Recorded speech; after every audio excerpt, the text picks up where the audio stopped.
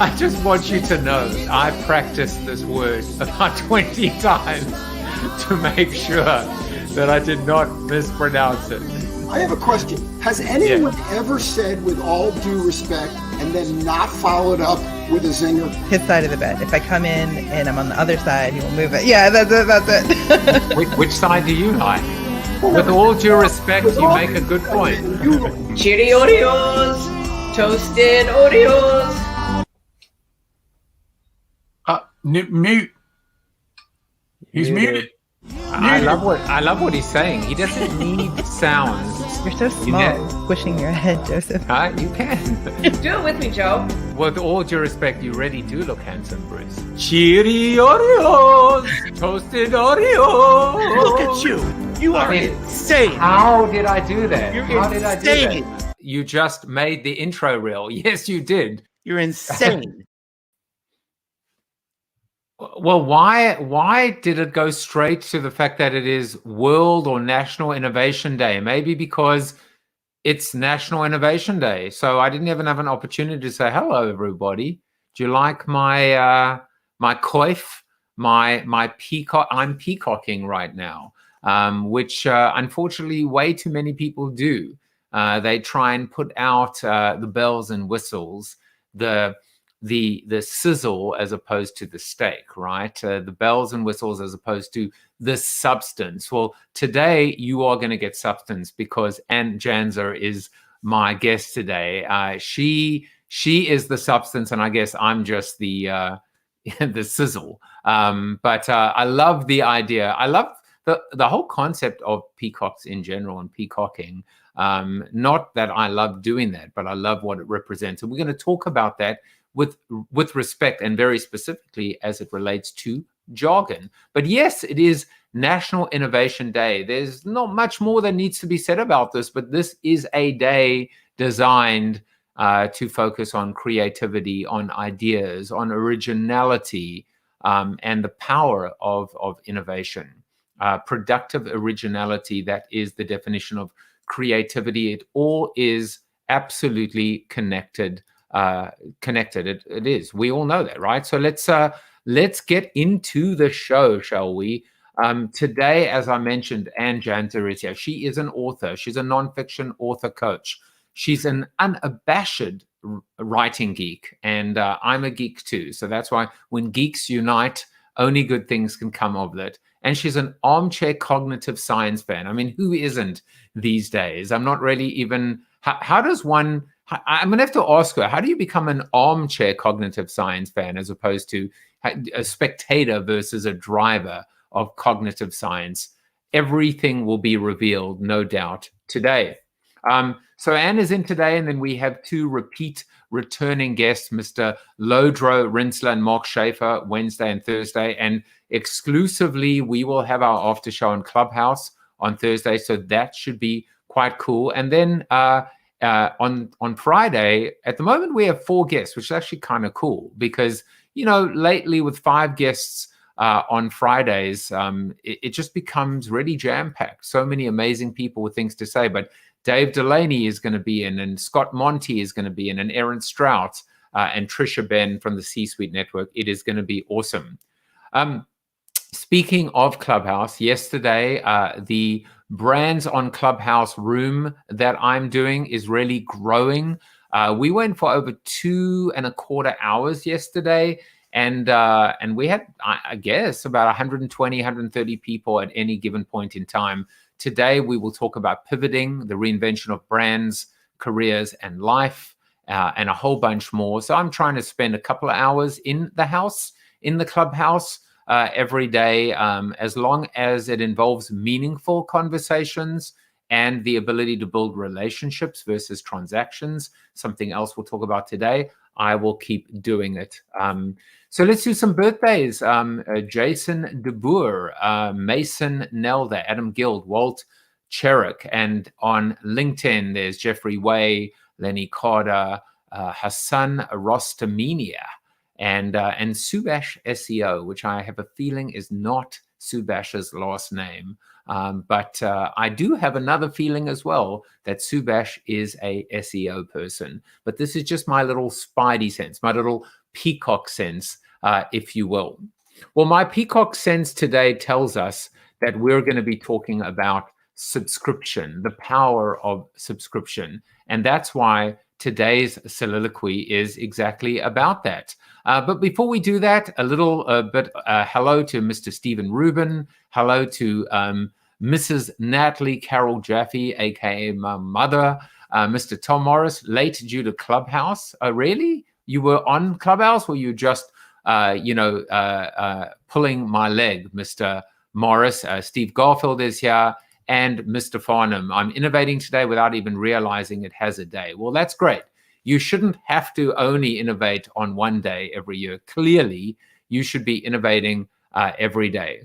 But today, as I said, we're going to innovate by talking about something that actually, may not sound innovative, but for some brands, it actually is. And it is this idea of subscription.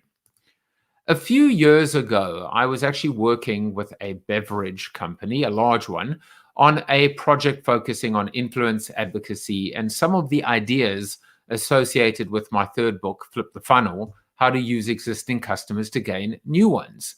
Inherent in this value proposition is a combination of word of mouth, affiliate programs, referrals, intermingled with content strategy, ambassador programs, and even gamification. And with apologies to my guest today, Anne Janzer, there may have been a little bit too much jargon in that description. So let me attempt to de-jargon it. Part of the program was to reach out to a very special group of people, a subset of their customers who were also influencers, or to put even more simply, people who buy you a lot and talk about you a lot to a lot of people. Now, here comes the kicker. They didn't have a clue who any of these people were or how to get hold of them. They didn't have a single direct connection with any of their customers. No relationship, no data, no profiles, no subscribers, no nothing. The crazy thing is that they're not alone. You'd be shocked how few large brands actually know their customers' birthdays, let alone their age, their favorite band, color, or sports team. Perhaps this is why we've seen the meteoric rise of what we call the DTC industry, which stands for direct to consumer. Brands like Dollar Shave, Quip, I guess, or even Peloton. When you have a direct relationship with your customer, you can serve them better. You can connect with them better, or better yet, they can connect with you better. Whether you're the executive at a large company or the host of a daily streaming show called CoronaTV, it's mission critical to build your community, your list, your subscriber base. And increasingly so, it's something your loyal customers will gladly pay for. Models like Patreon provide insight into the future of paid subscription for creators. So let me walk my talk. Today, I'm going to ask you to do just that. Please visit my linktree/JaffeJuice, where you can subscribe to the show on YouTube. You can subscribe to the audio version of this, the podcast, as well as my weekly newsletter, where I share the highlights of the week that was, preview the week that will be, my soliloquies, Corona questions, and much, much more. And it is still free. This is the subscription economy. And whether you are a buyer or a seller, we all have to do our part to make these kinds of connections and bonds that can grow, endure, and benefit everyone. Well, someone that knows subscription all too well is my guest today, Anne Janzer. And I'm going to give you a little bit of a background on her. Anne Janzer is an author, nonfiction author coach, unabashed writing geek, and armchair cognitive science fan. She's on a mission to help people make a positive impact with their writing. Her first book, Subscription Marketing, is a manifesto about how marketing itself will become less relevant in the subscription economy unless marketers changed their practices to focus on long-term relationships. That experience gave her a taste of the joy of writing books. Her award-winning books include The Writer's Process, about the inner game of writing and writing to be understood, about what's going on in the reader's head. Her most recent book is called Get the Word Out, Write a Book That Makes a Difference. It was published in November of 2020 and is very much a product of the pandemic. Anne now lives on the central coast of California, although in a Zoom-based world, the remoteness of her location no longer matters much. Let's welcome her to the show. Welcome, Anne Janzer. Hi, Joseph. Thanks for having me. And you know what? Instead of jargoning your intro and reading an intro, let me attempt to read to you a comment that I just saw on LinkedIn about you from Marty Constant that I think in beautiful English does even a better job of introducing you than I did. There is no one better than Anne Janzer at plain speak and jargon-free content. Reading her content is like gliding rather than trudging through the snow in Chicago today. This will be an enlightening discussion. I love that. Gliding rather than trudging. Isn't that a great way to describe anyone, but in particular you? Oh, well, thanks. And that's the experience. And thank you, Marty. That's great. That's the experience we want to create for our readers, right? Whether we're writing business content or books or whatever, we don't want them to be trudging through the slush and the sleet and the snow and the ice chunks of our prose, right? And our ideas. I mean, there already is a little keeper. I have to write that one down. The ice chunks of our prose. It just rolls off the tongue. You know, when I write, I have a particular style, and my style is, people say it's almost like you were standing on my shoulder or just, you know, to the back of me and I could hear your voice. So I write very conversationally. It's not always for everyone because I use a lot of parentheses, way too much parentheses. And I'll do things like I'll say, raise your hand if this has ever happened to you. You can put your hand down now. So it's very conversational like that. And it's not for everyone, but it is my authentic voice. Right. And, you know, I got that because I was reading your book about Built to Suck, which tells you right there, you have a conversational, your personality is right there in your writing. And I think that's wonderful because, you know, if you think about it, it's a form of communication, right? Writing between the writer and the reader. And when I really feel like I get a little glimpse into you, that I've made a connection, that's a win. That, you know, human connection is always a win. And I like the fact that you can actually, you know, get to know someone just from their writing. And of course, it's why wouldn't it be evident in a tweet all the way up to a long form piece of prose minus the ice chunks, which is, you know, the artist formerly known as a book. But Anne, we'll put that on the back burner for now. Let's get to know the real Anne Janzer in what I would call a segment, Fun Facts. And at some point, I may even have a jingle to introduce Fun Facts. But here's what we learned about you. So, and this is an interesting one, which is you tend to freeze up when somebody asks you for a story. So you're challenging yourself in 2021 to write a story or anecdote every day without fail. So I am going to ask you two questions. One question is, why does this happen? Tell us more about it. And then, of course, I'm going to ask you to tell me a story. Do not freeze. So actually, I'm less likely to freeze now that I'm doing this exercise. So that's good. Why it happens, I can't say. You know, I think, so when I was in college, maybe my freshman year, and I knew I was going to be an English major, didn't know what I was going to do. And a bunch of my friends also were, you know, wordy, booky people like me. And they all signed up for a creative writing course. And I saw them just like totally stress out every week over, oh my God, I've got to get my story. Oh, this is so terrible. Oh, I got a terrible mark. And I thought, oh my God, creative writing sounds really painful. I can't do that.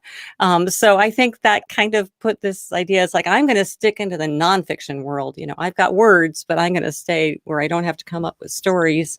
And I think I gave myself this limiting belief about it. And then when you hear like really masterful storytellers, you think, oh my God, they're so good. There's no way I could do that too. So I'm trying to work past my own limiting belief on that, because I know how important story is to connecting and communicating on other levels than just, you know, our most logical, rational, analytical minds. So I'm just making a point of finding the stories in the world around me, finding the stories in my life, things like that. All right. So tell me a story. You know, yesterday's story, which is kind of a sad one, but I got an email from, I have an email list of subscribers. So this is a nice segue to subscriptions and relationships, right? Okay. I have an email list that I've had for years now of people that I send writing practices to. And there are some people that I interact with fairly regularly. I offer a free book once a month. And so people email me, and I do that just to get interaction, to form a relationship.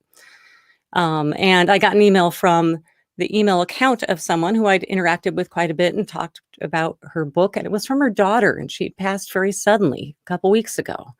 But she was thanking me because she saw comments her mom had talked about me. She saw in the email the interactions that we'd had. She saw in her journals that she was writing things based on what I'd done. And I thought, that's not a transaction. That's a relationship. That's why sometimes we need to do the things that don't scale, that don't show up in the data, that are human and relationship based.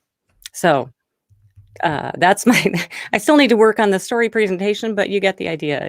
These stories are all around us. And when we start looking for the lessons from them, whether they're happy or, in this particular case, very fraught with emotion. I was just really happy. It was a very sudden thing, but I knew that she was writing. She was writing up until her last days, and that made me feel happier. Well, there is so much to that story, but you said something, and I think the beauty of a story is that there doesn't always have to. It's not like, you know, Aesop's fables. There doesn't always have to be a takeaway. Sometimes the takeaway is inside the story, and you said something there that for me was my takeaway, which was sometimes you have to do things that don't scale. Yeah. So to me, that is meaty enough to just spend a bit more time on, go a little bit deeper. What is something that doesn't? Look, a subscriber list scales, right, as it gets bigger, but right. The actual subscribers themselves are not and should not just be numbers or data points or statistics. Their lives, you know, right. and the ultimate sign of mortality is something that doesn't scale, right? Because there is a shelf life on our lives. Did we make the most of it? And clearly you impacted on this subscriber's life, or more importantly, you know, not a subscriber's life, but a human being's life. Right. And I think, you know, so this gets to the idea of the meaning of the work that you do, of your goals, and of, you know, serving the people that you want to serve. And maybe the people that you can really serve deeply is a fairly small community, as opposed to, you know, 800 million people, and that's okay. And maybe that's a more meaningful life. I would rather, as an author, I would rather serve really well a very specific readership of people. And when I serve them well, they will spread the word, right? As a business, I would rather really understand, you know, who are the subscribers who get the most value from my solution, and figure out how I build a business on that. And again, they will help drive further growth. So I think when we focus on growth hacking and scaling and chasing those metrics and building those numbers, we lose sight of the fact that the data is the wake of human behavior, and what we're trying to really get to is human behavior or human impact, as opposed to just more hits, more likes, more subscribers. I'd rather have fewer subscribers who email me regularly and I have these conversations with than an enormous list of people who never open my emails. And isn't the power as well? The power is in the end, right? Because you can actually have both. You can still have a huge list, but you can also have your regulars, just like I have my regulars on the show that are commenting or that are part of our Zoom after show. And there are also, many people that will say, oh, I watch the show from time to time. I flit in, I flit out. I watch a couple minutes and then I leave. I can see sometimes on the numbers and viewership, the numbers go up, the numbers go down. I think what I've learned is, again, is that one is not superior and one is not inferior. They just are. And you learn how to serve both of those communities at the same time, but differently. Yes. Yeah, that's true. Yeah, absolutely. Because obviously it's not all one or the other. Right. That's a good point, Joseph. Thanks. So I want to get into servant authorship in a moment, but here's one more little fun fact about you. And it's why I'm wearing my Stanford hoodie, because I always say this is the closest I'll ever get to the real Stanford. It's so awesome just to be able to buy.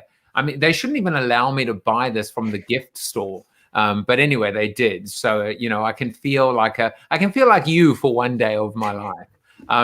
But this is a crazy story, which I love. And talk about stories. You're going to have to tell the story like only you can. By the way, do you like the tower in the background? I've rewritten the movie Earthquake. But you were at Stanford, right, in your senior year, working in the public safety department, and you write this script for an earthquake drill to test the decision-making priorities of the university leadership. And then what happens? And then they run it. I mean, and then they actually do the script that I prepared. I was never so surprised. So yeah, I had the opportunity to write the script. So if we want to really, test people's priorities and decision making, so go ahead and write a script and don't show it to anyone, because it needs to be secret, because people shouldn't be prepared ahead of time, right? It just really never quite occurred to me that they were just going to do the things that I wrote.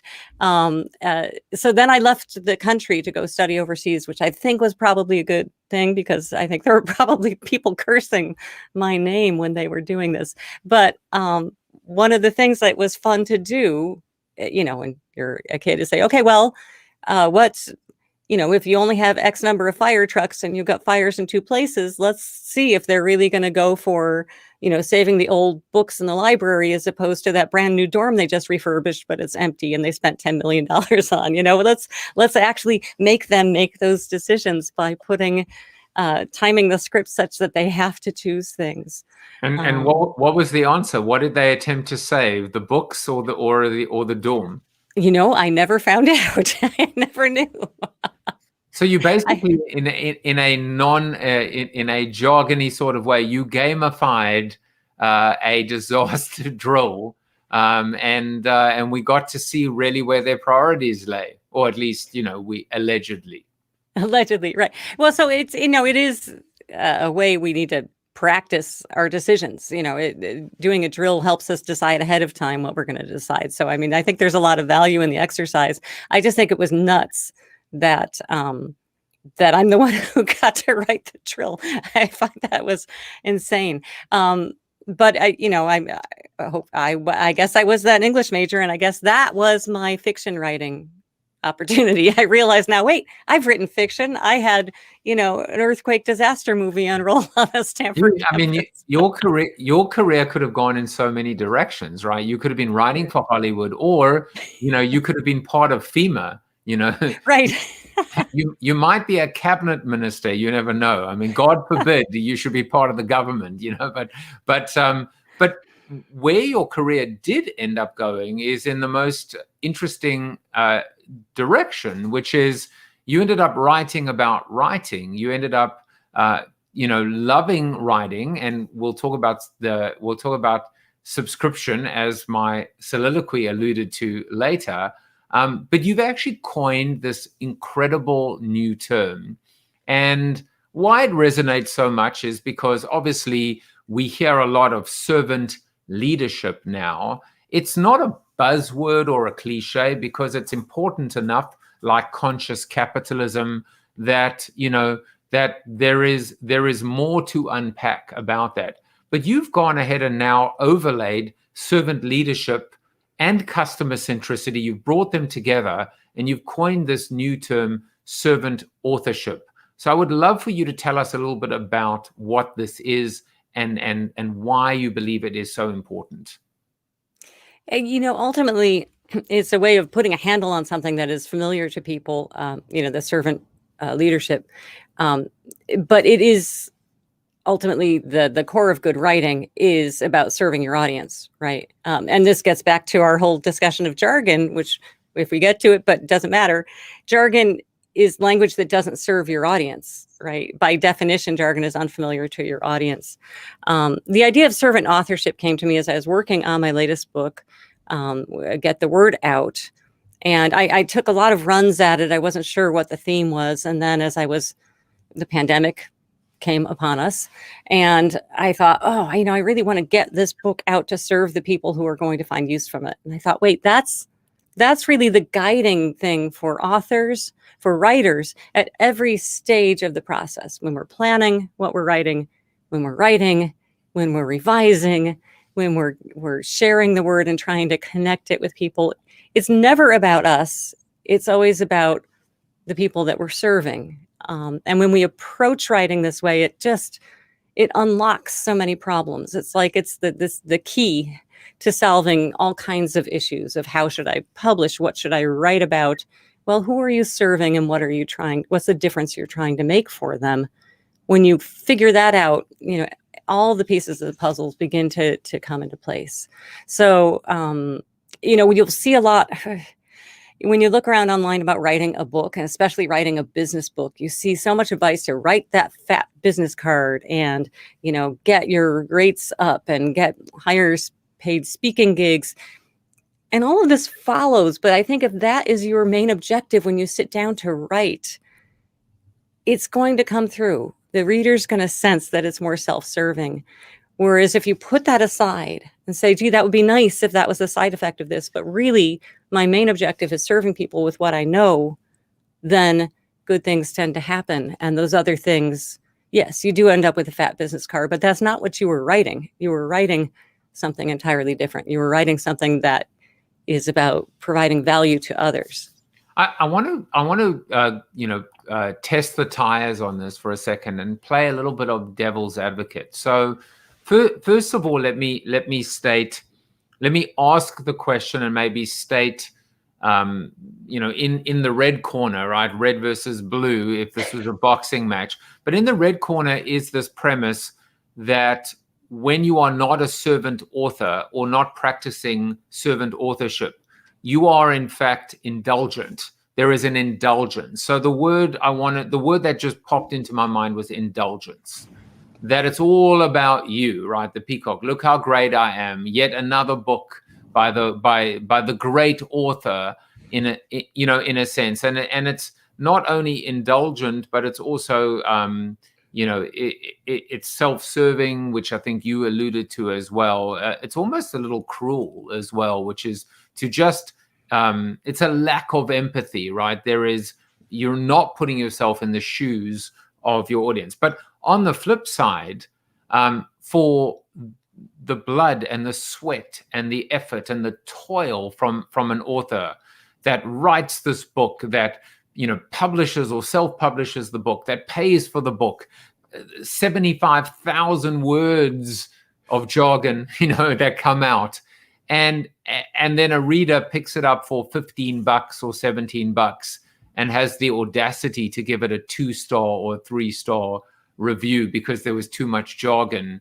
It almost seems unfair that too much power maybe sits in the hands of the reader. So I'm almost like I'm playing both sides and saying, on the one side, you've got the, the indulgent author insulting the time of the reader. And then on the other, you've got the self-entitled reader saying, you don't have the right to actually build your base and your book and your Rolodex at my expense. So where do you sit in this cage death match? You see, unfortunately, I don't think it's quite as simple. I did a survey of a whole mess of authors that really tended towards business authors. And I asked people about, their motivations for writing. And what happens is, as you know, Joseph, as you've written books, you don't just have the one motivation. Every now and then you will find a book where you're just like, wow, this person really was just writing to try to get clients. And that's really not worth my time. And, but we have a lot of motivations, right? We have multiples of them. And what surprised me was that 80% of these business authors said that serving others was one of their important motivations. And for 40%, it was their primary. So what I'm suggesting with servant authorship is that you try to boost that up and keep that as your primary motivation, because it's going to protect you from annoying your audience, annoying your readers. It's going to make the work better. It's going to make your decisions easier.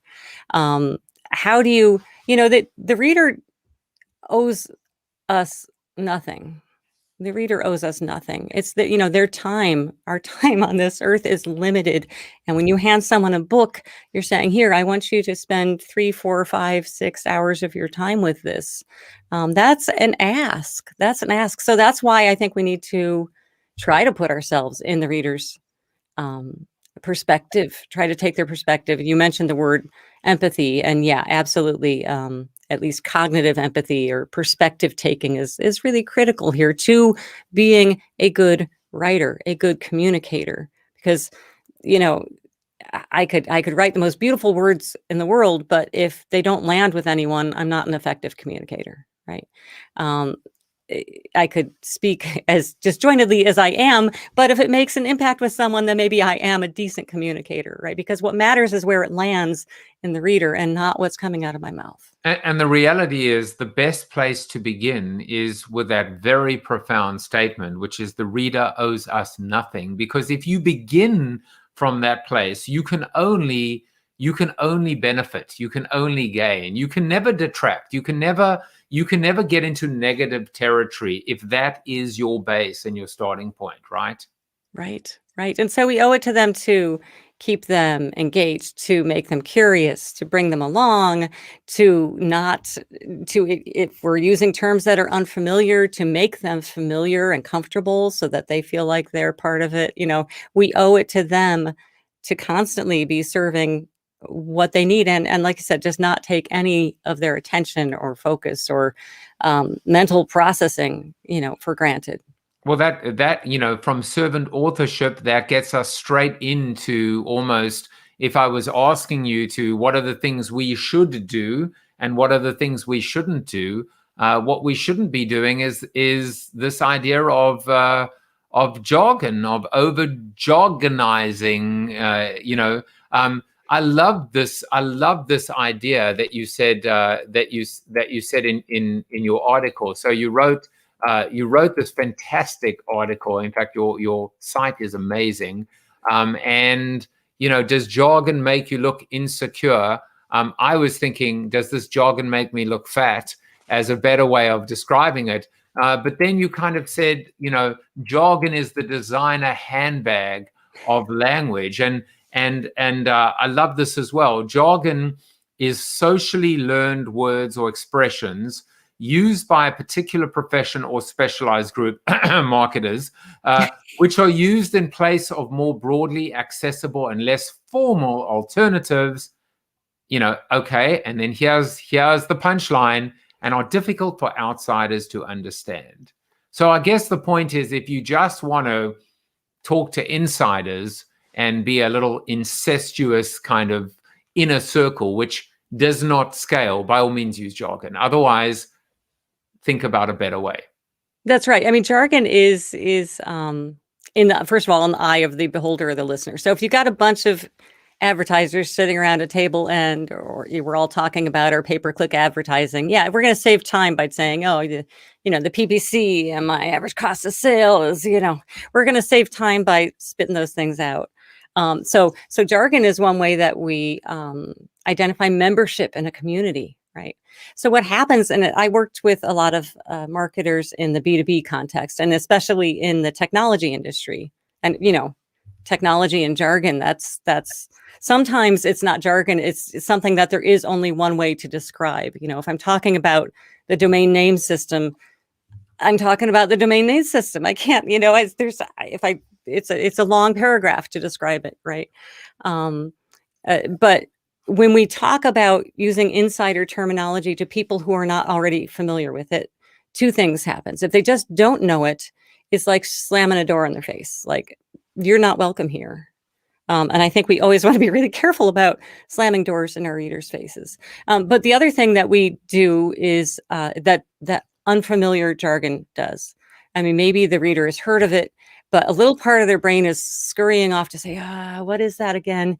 Yeah, I think I remember. So now I've just put some baggage on the reader. Now they're trudging. Now they're trudging through my content instead of gliding through it. Like Marty said at the beginning of this call, right? I've made their task harder. So there's two bits of research about jargon that I'm just going to share really quick. One is in that article about jargon as conspicuous consumption, conspicuous communication. And this was research from some people, professors at Columbia and USC, and they're the ones who gave that great definition of jargon, which I so love. And they pointed out that when people are in they feel they're in a lower status situation, they're more likely to go for the jargon. So if you're the only woman going into a room full of engineers, and I've done this in my communication life, you quickly make sure that you use the words that they're using so that they know that you know what you mean. You're doing it to claim membership in that group. Look, I may be the only woman here, but I do at least know what this is. So you use it to claim membership. You use it to, say, I belong, right? But the problem is when the people, again, it's unfamiliar to people, they don't see it as conferring status. So this is where the designer handbag thing may, fall apart in the sense of anybody might look at a handbag and go, "Ooh, that's pretty," but if I don't, if I don't know what the word means, you might think that you're promoting your status, but as it turns out, you were not. And there's another study by Daniel Oppenheimer that shows that when people use unnecessarily complex or unfamiliar words, that the listener or the reader thinks that person is less intelligent, not more intelligent. So if the reader has to work to understand what you're saying, they're not going to say, "Woo, she must be really smart." They're going to say, yeah, she's not so great. I mean, and again, this is subconscious stuff that happens. So much of this is happening beyond the level of conscious thought and choice. It's really interesting. So Tom Morris says that he just published in his imprint a book called Lean Communication, Talk Less and Say More, precisely because we need to be more empathetic and clear and concise in our communications now. But I and of course, let's just deconstruct that for a second. Even talking about lean communication, is that is that jargon, right? Because we're talking about lean startup, and in a way what Tom is doing is he's borrowing from the equity of lean. It's an English, it's not a complicated word. It doesn't sound like a complex word, and yet it has a very specific connotation and context to a very specific industry. So is the word lean there a problematic word in that, even though, in his defense, and he's a smart guy, talk less and say more, almost not only does it make up for the word lean, but change adds a counterbalance that is, salvation, if you will.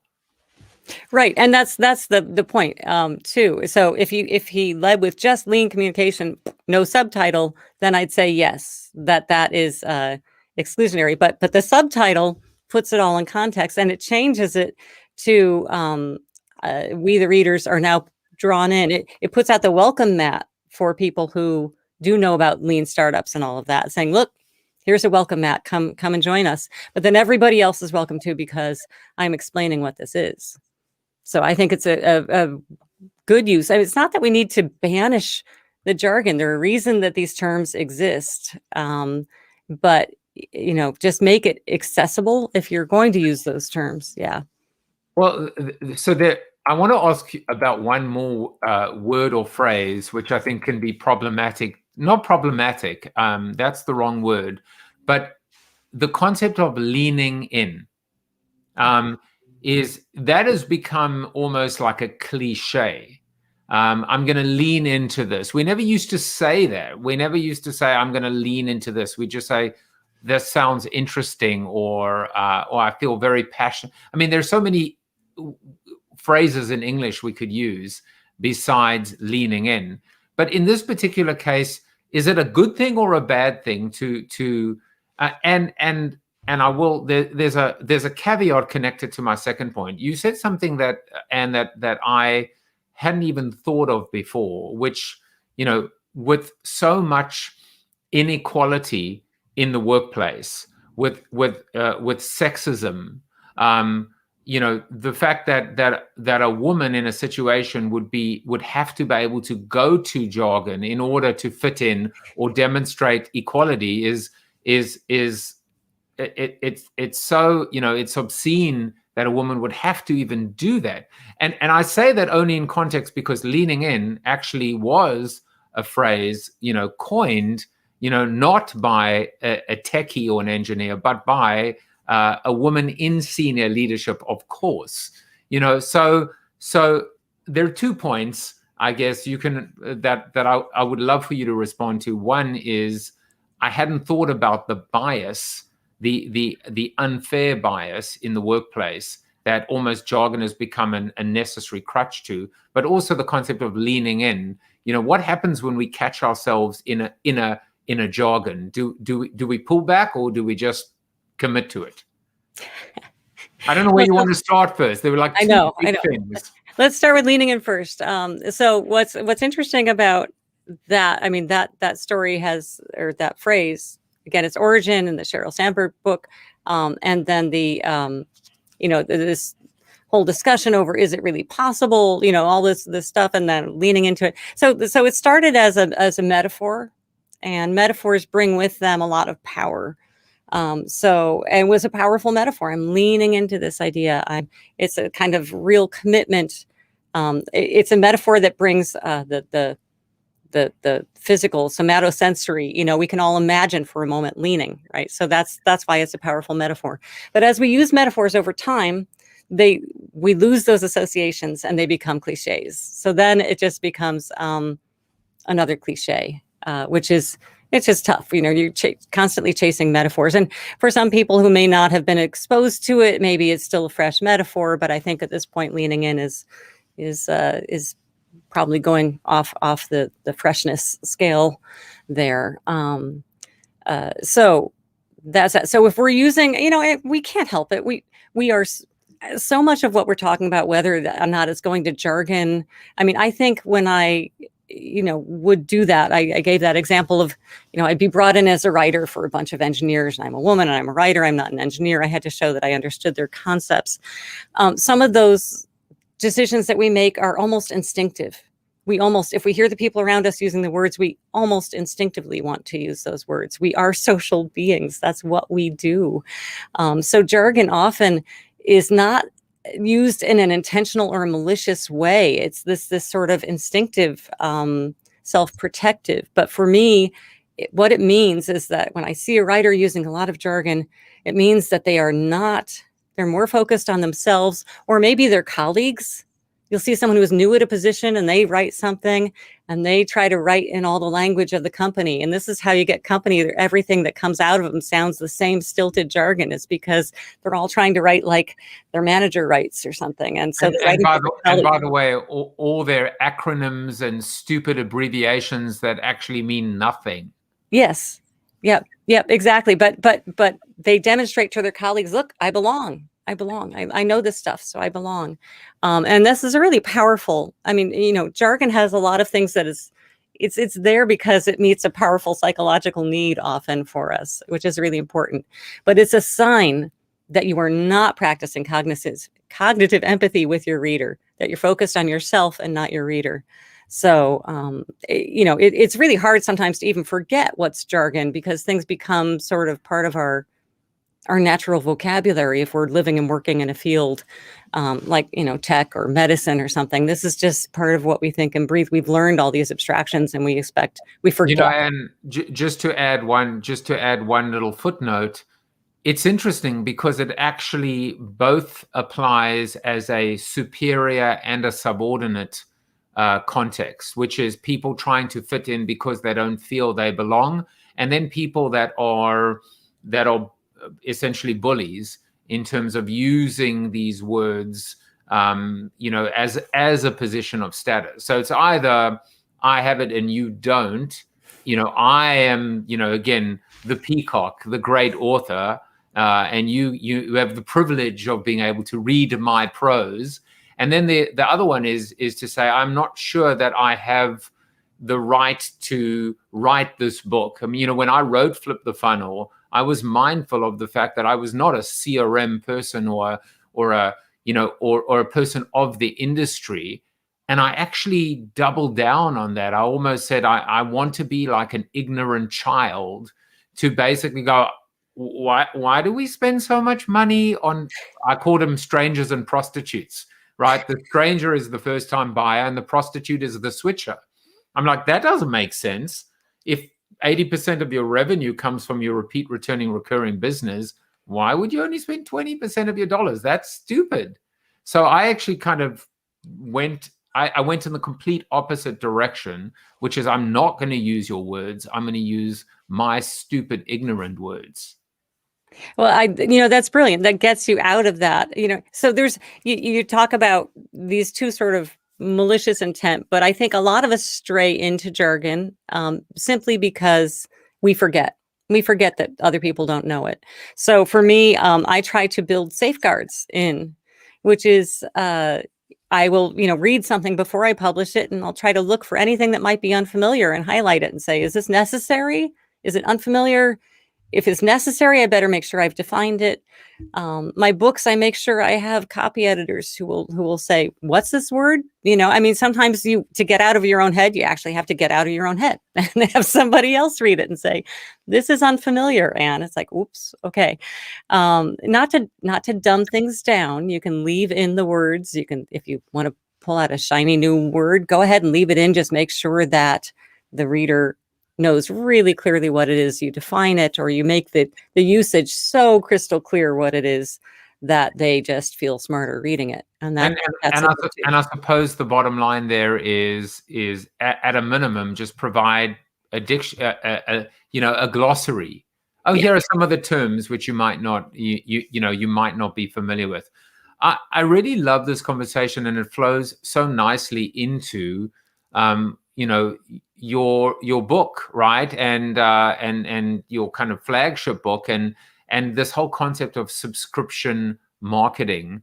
You said so many, there are so many beautiful contrasts here, and which is, from transactions to relationships, from lead, you said leads are fine, relationships are better.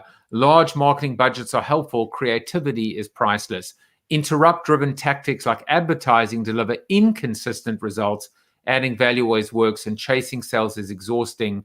Creating value is energizing.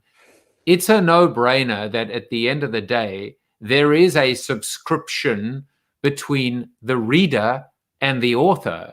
It's a one-off subscription. I pay $20 to subscribe to your book in perpetuity. But in this case, I'd love you to just chat a little bit about the power of subscription and why you actually think, the word marketing can be such a dirty word, but how do you feel about subscription marketing? All right. So this whole premise came out of my experience working as a freelance marketing consultant for many years. And, I wish I'd encountered your strangers and prostitutes analogy ahead of time, because I was saying the same thing, but with much less oomph to my B2B clients, which was they were just constantly chasing. They either wanted to be thought leadership, so I was either writing thought leadership stuff for them or lead generation. And that was all they were interested in doing. And I took a look at what they were sending to customers after the sale and said, hey, you have the opportunity to add some things here that will really demonstrate to your current customers the value of what you're doing. And they say, that's great. We'll get to that when we have enough new leads. Well, whoever has enough new leads. I've never met a company that's like, nope, done, we're good. Don't need any more new sales, right? So where did the question start? Let's see. It's this idea this going back to this idea of the subscription economy, subscription marketing, and sometimes it's like social media, right? Media, bad, dirty word, oil. Social, good, air, oxygen, water. Water and oil don't mix together. Social media comes together, and we kind of dirty it and pollute the waters. So subscription marketing, does it actually work? Does it work together? How does it work together? Yeah, so part of it comes from this sense that people have about marketing as this very self-serving, give me sales, you catch them, we'll skin them, marketing and sales kind of thing. And really, when you get back to fundamentally what the practice of marketing is, and I learned this as an English major who ended up in a marketing job, and I got a textbook. It's like, oh, look, it's finding a connection between a product or solution and a market and where they fit and where the needs are met. It's like, okay, that I can live with. That's something different. So subscription marketing is what I think marketing needs, what the practices of marketing, when we start to have customer relationships that are built on subscriptions, that are relationships and not just one-off sales, what happens to marketing? It can't just be about chasing more impressions. It can't just be about getting the net new sale. It has to be about how do we build those relationships? How do we add value either in our solution that we're selling or even beyond the solution in the relationship? I mean, that there are people, even there are businesses whose emails I open, oh, delightful, I've got a new email from them. They're always funny. And that's part of the experience of being their customer, is the delight in opening those emails. It has nothing to do with the thing I'm paying for. So how do we strengthen those relationships with our customers? And I think that a couple things. One is that more and more businesses move to the subscription model. What's happening is it's not just changing, the revenue stream. It's changing your customers' expectations. They are now doing they are now engaged with other businesses, either as consumers or in their business lives, with other businesses who treat them as a relationship. If you keep treating them as a transaction, they will sense that difference. It's the difference from how, a Peloton subscriber feels about that relationship versus going and buying some exercise equipment at the local store. Are you going to be loyal to that brand of exercise equipment? No. But are you going to be loyal to your Peloton instructor? Absolutely. I don't use Peloton, so my analogy may be slightly off, but you'll bear with me. I think, and especially now in this time of pandemic, where businesses have had to rejigger, where some businesses have had to say, okay, this isn't working, we're going to do this instead.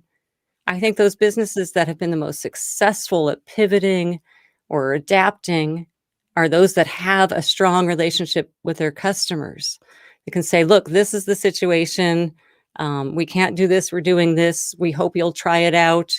I've seen businesses that have said, look, while we figure it out, we're going to give you 3 months continued free of this service. 3 months from now, we'll have the newly revamped service. We'd like you to come take a look at it. These are businesses that are investing in the relationship, and figuring that those relationships are going to carry them through this tough time and set them up to grow in the future.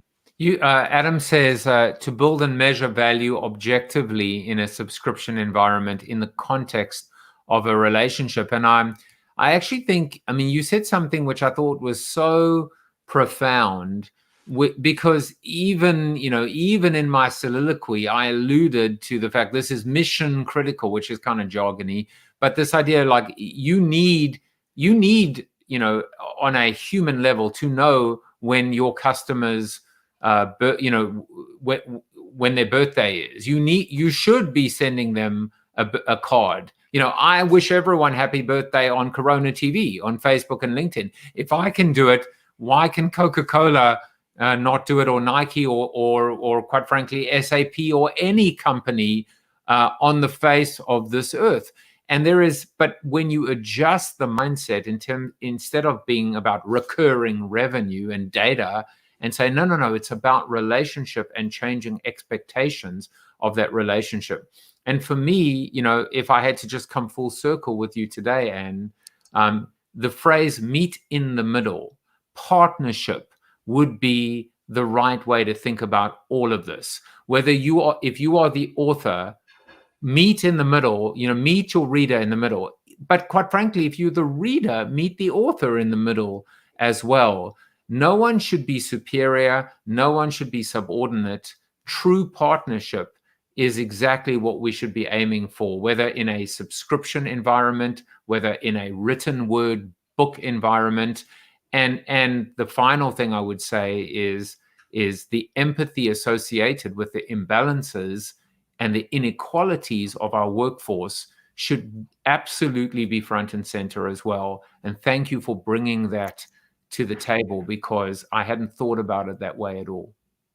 Thanks. That's a lovely way of putting it. Yeah, ultimately, as I think you've gotten to in previous episodes, empathy is the key to so much in our lives and our businesses and our world.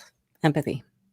And look, by the way, there's Tony Lee, who said thanks for yesterday's birthday shout out as well. So, it's as simple as just being able. You can't say happy birthday to someone if you don't actually have their contact details. That's right. So it's as simple as that. And Tom says, true partnership, amen, a key concept for so much in life. Before we go, the quote of the day relates to all of this, but it certainly relates to jargon. Our business is infested with idiots who try to impress by using pretentious jargon. That was said by none other than David Ogilvy himself. So that was the quote of the day. And before I share all of your wonderful, wonderful contact details, I have to ask the question that is on everyone's mind today, and you know what's coming, which is, what is Anne Janzer's biggest vice? Chocolate. It's just without a doubt, it's chocolate. Do you ever give up chocolate, or is that is it a vice that you can control, or is it a vice that controls you? Yeah, no, it's a partnership, there's a dance here. I give it up for a while, and then its siren song calls me back. It's probably sugar, but I'm just going to say chocolate. Yeah, because that's the packaging for it. It's a partnership, as in you eat the chocolate and the chocolate gets eaten by you. It's a partnership as well. It's a partnership, right? It's value both directions. I don't know. It's value add measured in weight. No. Evelyn says jargon alienates and is the opposite of what you want to do to build a relationship. And by the way, she says chocolate is not a vice, so you are off the hook.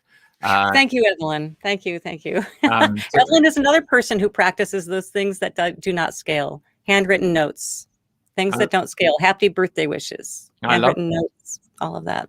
And Evelyn has done that with me as well, which is the power of the note as well. By the way, red wine is also not a vice, and CoronaTV is definitely not a vice as well, just for people that are taking notes or leaning in shall we say, to this conversation. This has been Ann Janzer, guest number 206 in this little experiment we call Corona TV. If you want to get hold of her, and you absolutely should, you can follow her on the Twitter and on the Instagram. You can connect with her on the LinkedIn. You can actually, so much to do at annjanzer.com.